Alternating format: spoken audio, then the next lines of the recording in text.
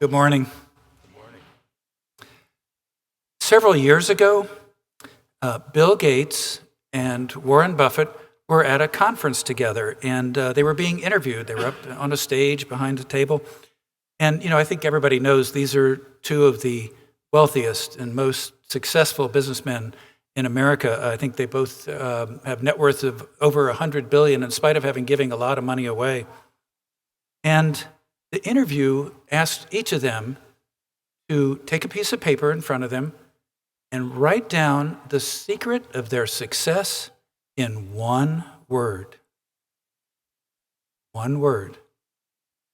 So they wrote it down, put the paper down. The interviewer went up, took both pieces of paper, looked at them, and they both had the same exact word. And the word was focus. Focus. Focus on the main thing, they both explained later. Focus on the main thing. Now, if focus is so critical for a successful business life to build up wealth, which we all know is fleeting and we can't take it with us, how much more important is focus in our spiritual life, which is eternal?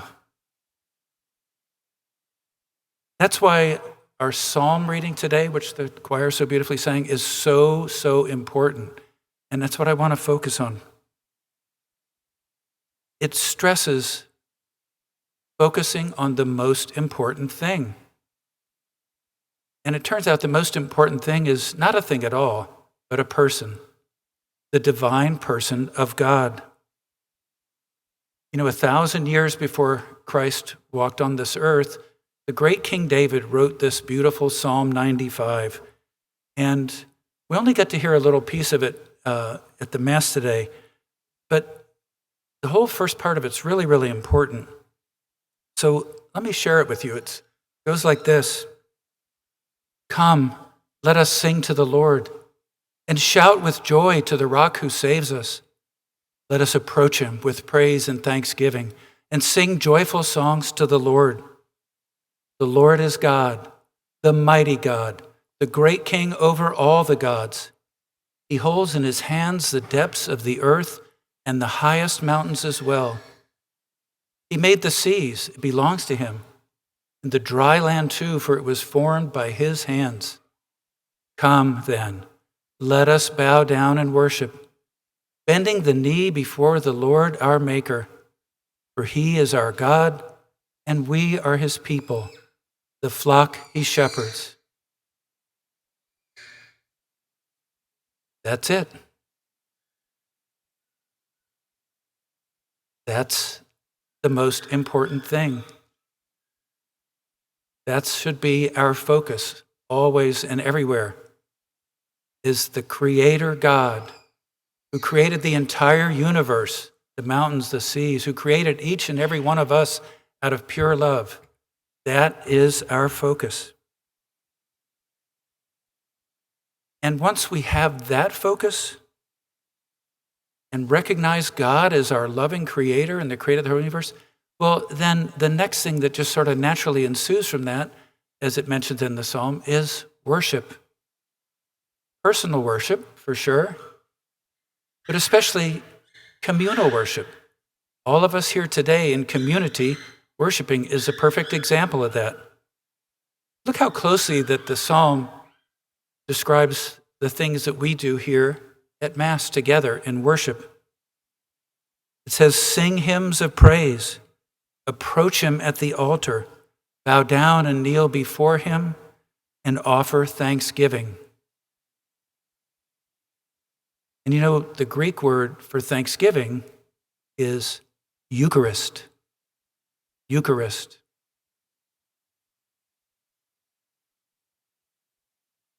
So once we have God as our focus, as the most important thing, then we can do the other things that are talked about in the other readings for all the right reasons and all the right motivations. We can imitate God's love for us by loving each other, as St. Paul talks about in his reading. And in love for each other, we can follow Jesus' prescription for building up the community and building up the kingdom by being reconciled with each other when we go astray, which we all do. If we have that focus on God first, then that fraternal correction that Jesus talks about becomes an act of charity. If we try and do it without a focus on God first, then we just become nags and pests. And indeed, that's as true for any act of charity. If we have that focus on God first, then our acts, our good works, our feeding the hungry and sheltering homes, those are all become acts of charity.